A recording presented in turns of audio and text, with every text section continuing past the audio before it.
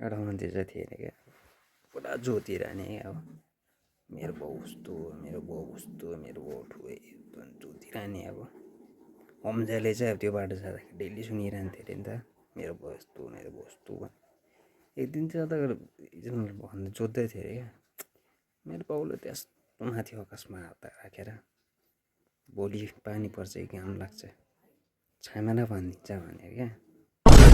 सम्झाले सुनेछ अरे, सम्झालाई अब रिस उठ्यो, गएछ अरे क्या, के रे साथी भने क्या, तिम्रो बाउले चाहिँ यस्तो छोएर चाहिँ बादल छोएर चाहिँ भोलि वेदर भनिदिन्छ भने। हजुर भनेछ। त्यो बादलदेखि अलिक माथि क्या, डब्लु डुब्लो टाइपको गिलो गिलो भेट्छ तिम्रो बाउले छाम्दाखेरि भने क्या, त्यो त थाहा भएन भनेछ अरे। भोलि सोध्नु त तिम्रो बाउलाई भनेर क्या। हुन्छ भनेछ अरे भोलिपल्ट।